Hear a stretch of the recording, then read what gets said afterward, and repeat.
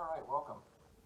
This is my first of hopefully many YouTube videos on cameras, but I was looking up a really good how-to video about the Kodak 35 to help a friend out who had recently bought one and how to use it and shoot with it. And I realized there's not a lot of great videos out there on YouTube or really any other media source on how to use and shoot the Kodak 35mm, which takes modern day 35mm film and is a really fun camera to shoot on if you get a chance. So this video will be a little bit of a history of the Kodak 35. I'll be really quick about that. And then just your basic loading, how everything works, what your settings, how you want your settings to be, and all that kind of stuff. So I hope you enjoy.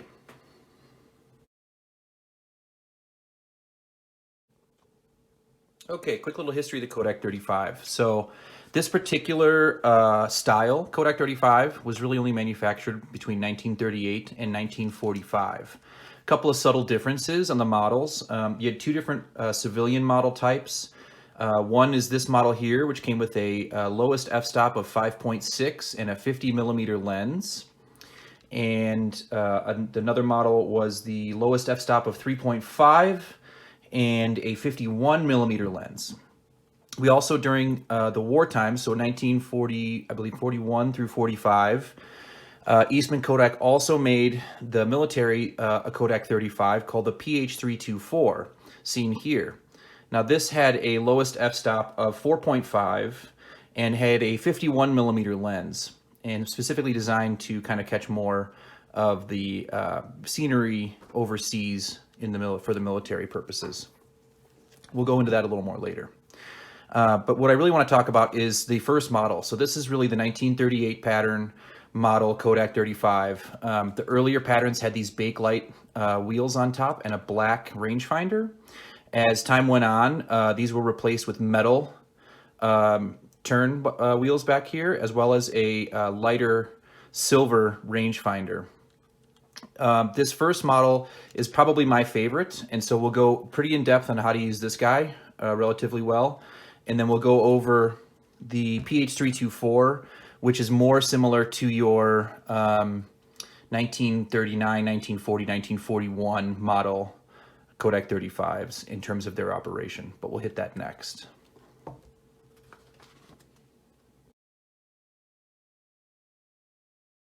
So now let's go into basic operation and usage of the Kodak 35. So here we have your basic Kodak 35. We've got your rewind wheel here, your forward wind here for when you have film in the camera.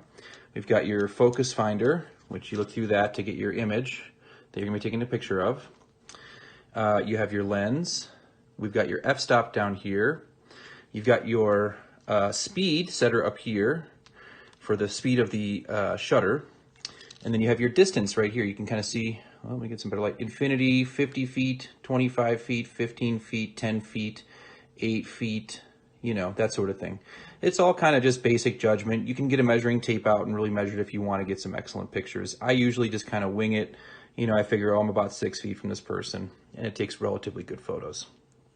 Down here with your f-stop, just a quick basic f-stop thing. I'm not going to make this into a big thing, but basically the brighter it is, the higher you want your f-stop to be. So if you're shooting low light or average kind of shaded light, you're going to want it probably lower to let more light in the lens. Like a 5.6 is what I normally shoot on. If it's direct sunlight, I would go up to like an 11. Rarely do I ever shoot 16, especially I use normally 400 speed film, and that sort of thing is just not necessary for that high of speed of film. Taking your Kodak out of the case, if you have one, you loosen this here. This is screws into the tripod mount for the camera itself. So we'll loosen that out, and then the camera will just slide out of the case here, just like that. So then, now let's look at the insides a little bit and how this camera really works. So to open your camera, bottom here, you've got a little open thing. You're gonna take that little wings, you're gonna put it over to open, and we'll flip it over here, holding that together very solidly. The back just kind of slides right off. And inside there, we've got some really great little 1930s artwork of the type of film and patent numbers and that sort of thing. I like that. Now the camera itself, if you wanted to check if a lens was working or not, if you're at like an antique mall or something, the easiest way to do that, in my opinion, is throw it over to this T setting here on the top there for your speeds. So if you go over to T, what happens is the lens will open with the shutter. It will also close with the shutter. So you'll see here, so now the lens is open. You can see that, the light coming through there. And we hit it again and the lens closes.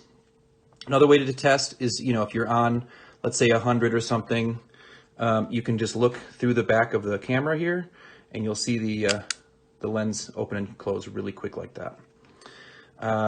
So that's your basic operation. So, for example, if I wanted to take a picture outside, let's say in direct sunlight, we'll set it to 8, maybe not direct sunlight, a little darker light, for someone who is, roughly 10 feet away from me or so.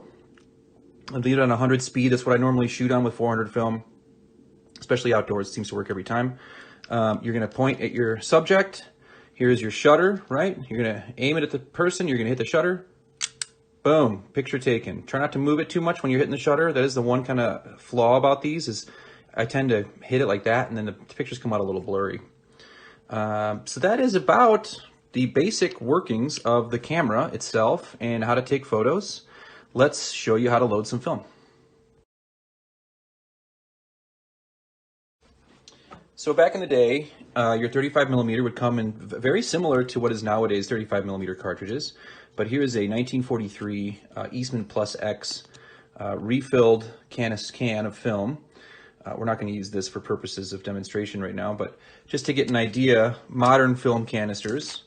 So we got some Fuji color in this can, and very, very similar in design and size, which is why we can shoot with modern film in these vintage 35mm cameras. And it works really, really well. So you open your camera just like we did before. Get the back of your camera open. What you're going to do is you're going to take your new film, right, however many exposures it is, and you see a little kind of T-bar in there. You're going to line that up with the opening there so that the two kind of sit in there really nice, just like that. Then we're going to pull out some film over to this side of the camera. Don't pull out too much, because the more you pull out, the less pictures you'll get to take. So then once you get that over there, you can see the film here has a little slit, and there's a little slit here in the metal of the turn wheel. So we're going to kind of hold this just for demonstrations purposes. This is kind of a pain to show, but you're going to put that, you're going to insert that into the metal clip there, just like that, and you will wind. As it winds, you're going to catch the teeth. Oh shoot, hold on, let's try that one more time. We didn't quite get it in there good enough. Okay, let's try this whole thing again. So we have our 35mm canister loaded. We're going to come across here. This little guy needs to, we're going to bring that up, but we're going to turn it that way, which is what's going to happen is that's going to catch the film on the roll itself. So we're going to slide this guy in here, nice and tight this time. There we go. So now that we're in the slit there, we're going to wind the film inward like so. It's going to catch on those teeth. Now at this point, I think we're caught pretty well, so I'm not going to worry too much about double checking it, but we're going to slide the back on very carefully here, just like this, holding the film inside there. And then we're going to lock it. You can see the lock button there by turning it to lock. So now we should be ready to go. But that film there has already been exposed to light. So we need to get film out of the canister that is not exposed to light so we can take our first shot. So every time you take a picture, in order to progress the film up one shot, you got to push this button here.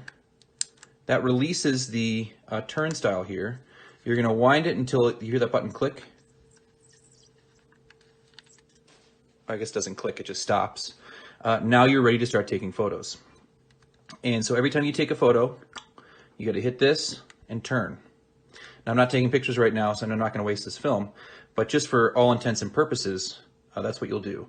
And then once you reach a point where you can't turn anymore, even with the button pushed, you know you're out of film. At that point, you pop this guy up here and sits up, and now your rewind will take effect, and you can rewind your film back into the canister. And as you see it come through, it'll turn that guy there, right? And you know your film's being rewound back into the canister to then take to the store for developing purposes.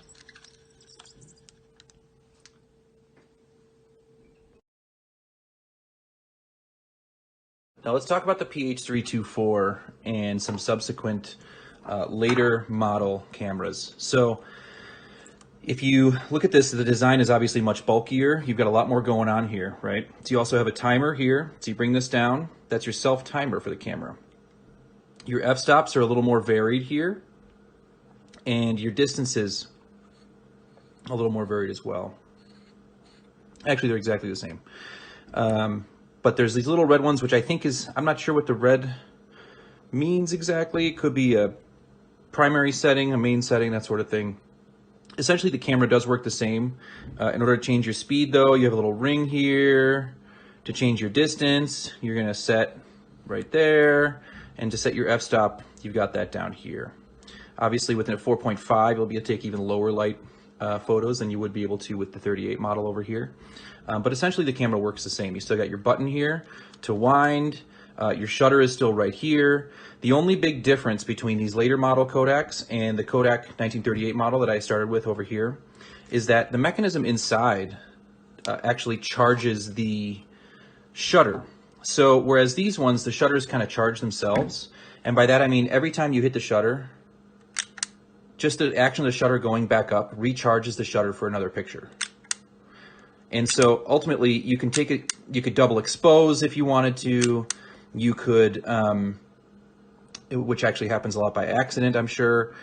You have a lot of other, like more variable options, and there's not another clunky mechanism inside the camera itself that allowing your shutter to be charged to take a photo. Now that's not the same for these. So these cameras charge the front, I'm sorry, let me start again. So the front of the camera here, you can see this is a charging cover here, this cover where it says made in the USA. So you see the little red there, that means it's ready to take a photo, and our shutter is charged.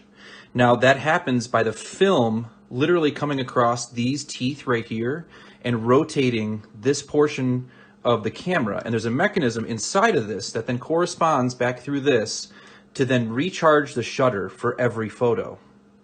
Now, these mechanisms were terrible. They tore film unbelievably often, and they oftentimes broke. So a lot of times you'll see Kodak 35s with this plate removed, and you have to manually charge the shutter. Now, in order to do that, if this plate were removed, to manually charge the shutter, you can see that little red guy in there.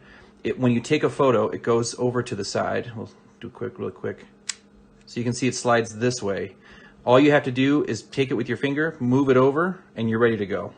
So a lot of people, you'll find Kodak 35s like this with this plate removed, so that then you can manually charge the shutter because the mechanism inside no longer works.